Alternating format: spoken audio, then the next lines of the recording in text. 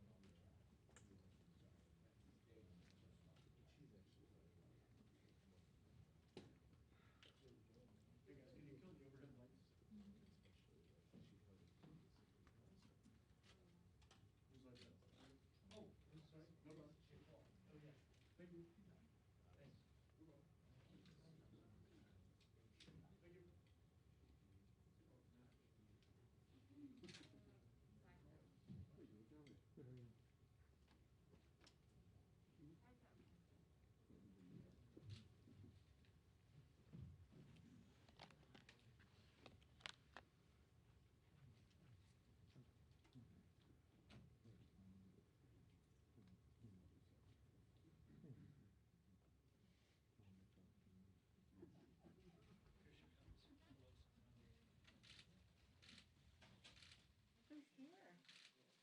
All out in full force. What you doing? Good afternoon. Thank you very much for accommodating the excitement that we had this morning with the visit of the President of the United States, a president with a big vision for America, and he came to speak to us about how he saw things now, presenting a framework about building back better with women. I've said over and over again, the provisions in the bill are about children learning, parents earning, and that means with universal pre-K and child care, with home health care, with child care tax credit and all the rest, that is a liberation for women to be able to pursue their careers, help take care of their families while their children and their family members are cared for.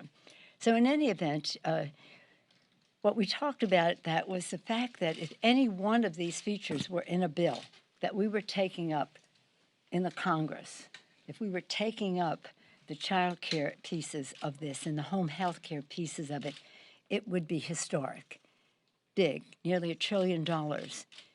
Children learning, parents earning, caring for our loved ones at home, and respecting those who do so.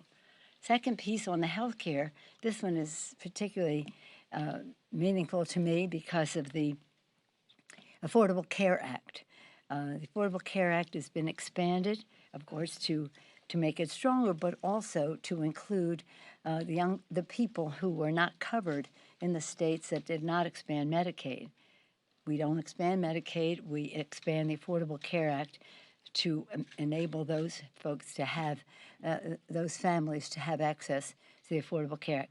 If that were the only thing we were doing in this legislation, it would be transformational, transformative, and cause for celebration.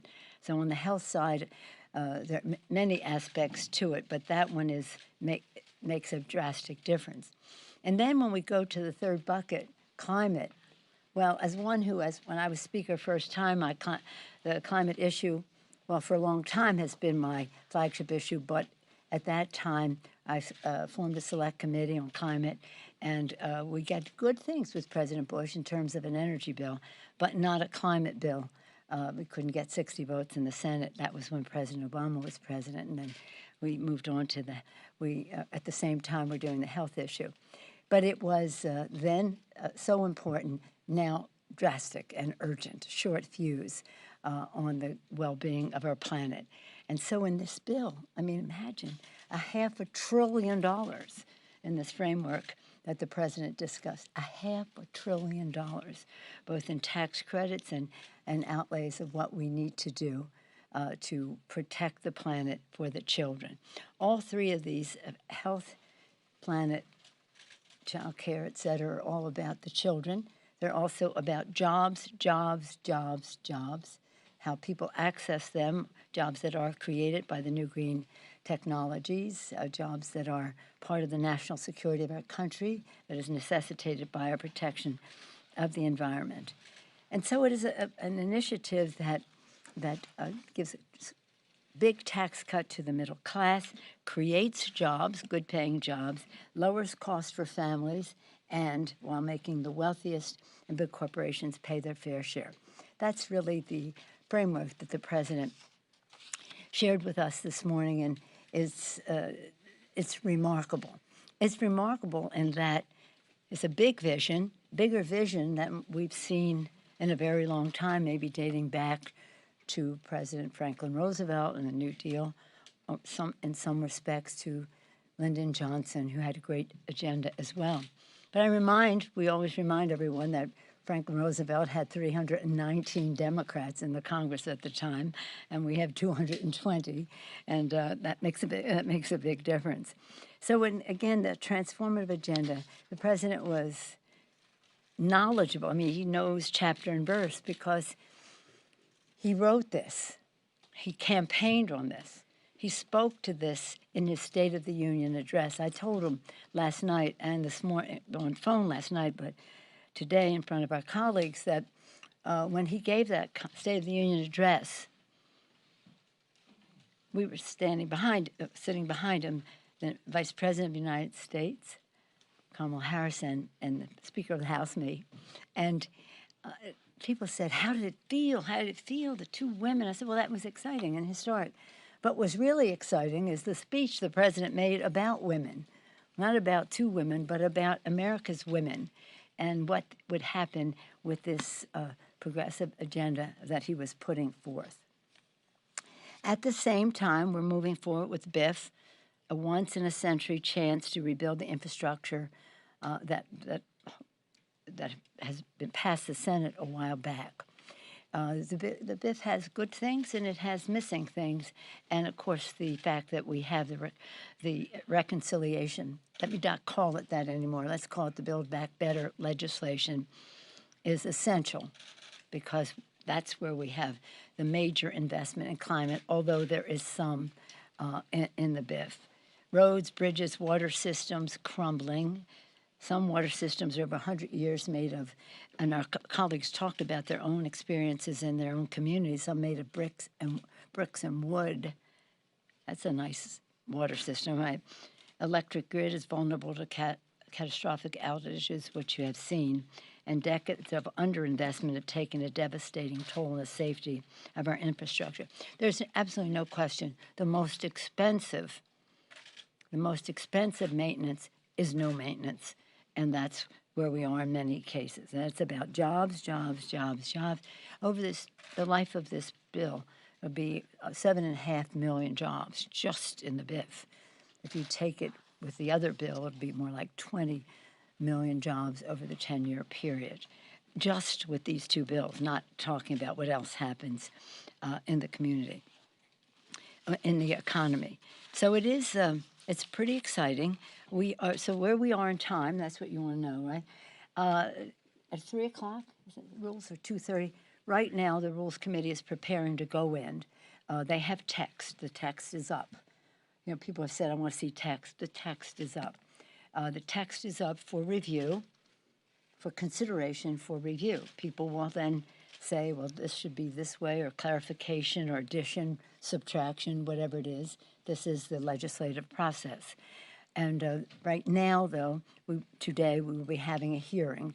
They'll hear from our chairman about the greatness of the Build Back Better initiative, and it's pretty exciting. I'm so proud of the work that our chairs have done. And the work that everybody did to try to cut it in half, and in a way that we could maintain support for it, because that is competition for the dollar, even at $3.5 trillion. When you cut it in half, it becomes, shall we say, keener. So that's what's happening now. So we had said for a long time now, if we had a framework that had our priorities spelled out clearly and agreed to, that added up to a top line, start with the priorities, and then added up to a top line, which was the limit. Priorities, I mentioned the top line, 1.75 approximately, and the commitment that we would have the same bill pass the House and the Senate. That's what we have now. That's what the president presented. And we won't have anything, regardless of whatever input we have in the bill, unless it is agreed to by the Senate. And of course, we have to have it comply with the Senate 51 vote rule of the Byrd rule and there are two things, the Byrd rule and the privilege scrub. Is that more on the subject than you ever want to know? But anyway, that's what we have to do. And we hope to do that soon. But we, again, have to listen as the printed version goes out. There's some clarifications that will come forth because it's always moving a bit, and that will happen in the manager's amendment. So we're on a path to get this done. But for those who said, I want to see text, the text is there for you to review, for you to complain about, for you to add to, for subtract from, whatever it is, and we'll see what consensus emerges from that. But we're really very much on a path. So that's where we are. We have the BIF, we have the hearing today, we have the text out there. We're on a path to get this all done. Madam Speaker. Thank you, Madam Speaker. We've been hearing from a lot of progressives who say they would still not vote for this package. So is it premature to move forward with a vote on the bipartisan package today? And do you trust that Senators Manchin and Sinema will vote based off of what is outlined in this framework? Well, I trust the President of the United States. And again, the text is out there. If they have anybody, any senator, any House member, have some suggestions about where their comfort level is or their dismay might be, then we welcome that. But I trust the President of the United States. We will. We have, all the things I named, we have agreement on most of those things. Now, when people see the language, they may say, well, this goes more further than I thought. I don't know. We'll see what they say back. But we are within range on those things. There's some things that aren't not in. I frankly have not given up on, but being the mother of 5 in 6 years, I always bring that up, change more diapers than anybody in the Congress. I still would like to see paid leave for the babies if we can't get the rest, but that's still a work in progress, shall we say. Thank you. Good afternoon. We do hear from some of your members, like Cori Bush from Missouri, who say that she felt that she was, quote, her word, bamboozled by what she was expecting today. And Pramila Jayapal, the chair of the Congressional Progressive Caucus, saying that she has the votes to keep the infrastructure bill from passing. What's your response when you hear that sort of dissension in your caucus about where you stand, when you present a very positive picture of where you are? Well, I have respect for all of our members in the full spectrum of the big tent that is our Democratic Party. And they have concerns when they hear Senator Manchin say something. Others have concerns when they hear them say something. Everybody has the chance to say what they wish. Yes, sir. So one of the things that progressives want is to have a vote on the Build Back Better bill at the same time as the infrastructure bill. Yeah, so that's right. That's what they said. Why not just delay it for a few days, a week, or whatever, in order to move these bills at the same time? Why are you insisting on having this infrastructure bill Well, we today? have had a target for this for a long time. You have to remember that we planned for $3.5 trillion. We were totally ready. And I say this because I feel some level of responsibility for working everybody so hard to be on time for September 15th. And then the rug was pulled out when they said we're not going that high, and then we had to take it down. But in the meantime, the clock did not stop ticking on the calendar. Did I mix my metaphors there or my time frames? So when we see that October 31st is the date of expiration of the Highway Trust Fund, then we made this the target date for us to get this done. We need certainty. Let me just read this to you from our colleague. Today, if the House does not pass the bill by October 31st, this is from Peter DeFazio, surface transportation programs once again must be extended. Without an authorization in place, the Federal Highway Administration, the Federal Motor Carrier Safety Administration, the National Highway Traffic Safety Administration, and the Federal Transit Administration will have to cease affected operations. As a result, they would force furlough of approximately 3,700 employees at the U.S. Department of Transportation. Short-term extensions are highly disruptive of transportation project planning and delivery carried out by this department, the states departments of transportation, transit, and all that goes on. So this is professional. Let's do it in a timely fashion. Let's not just keep having postponements and leaving any doubt as to when this will happen.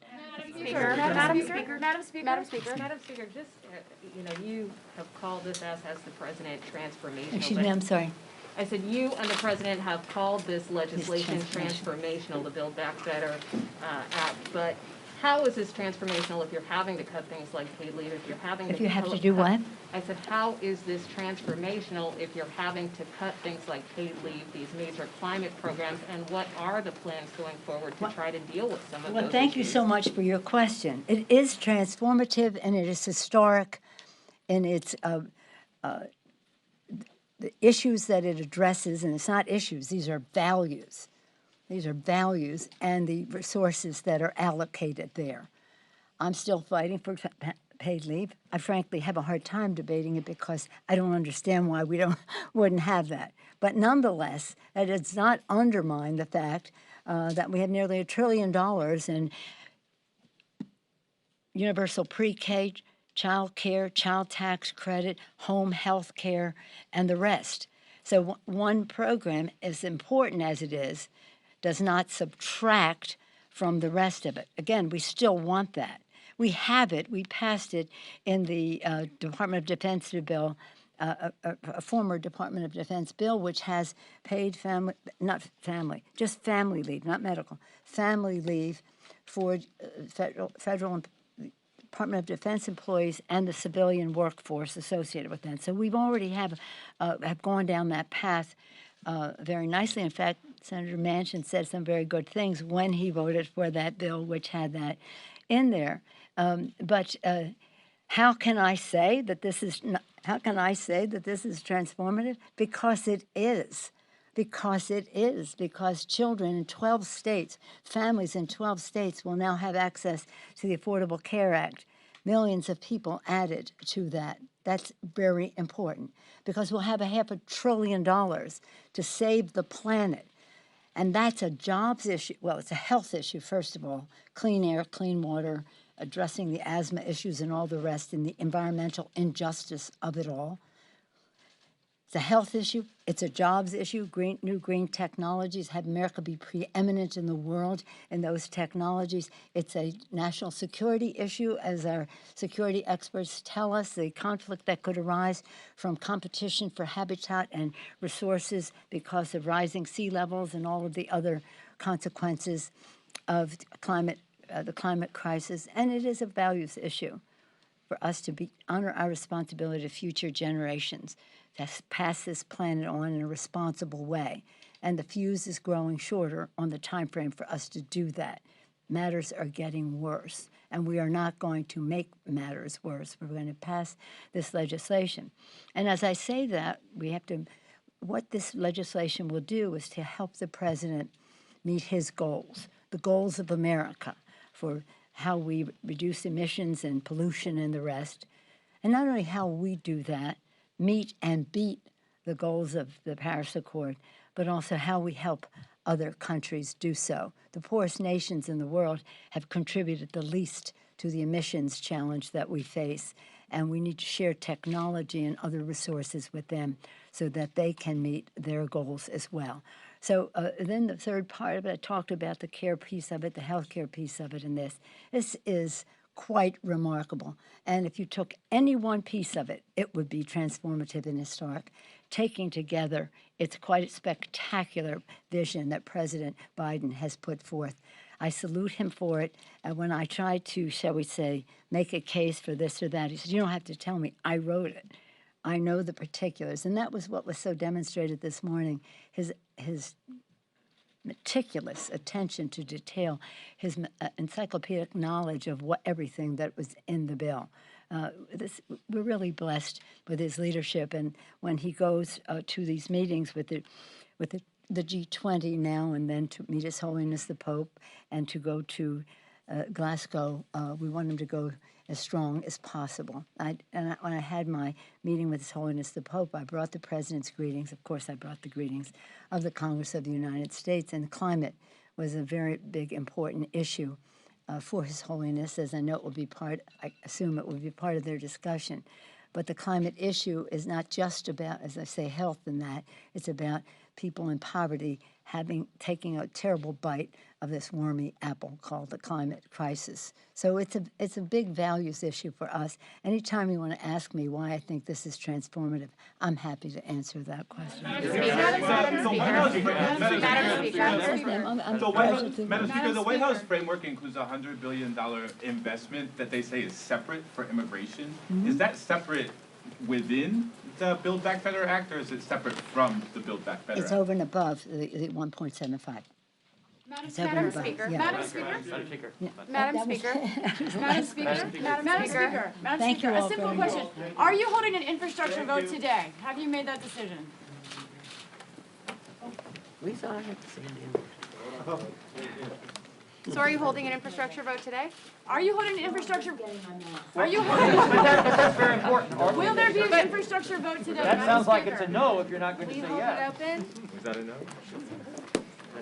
I thought they did. In the inside.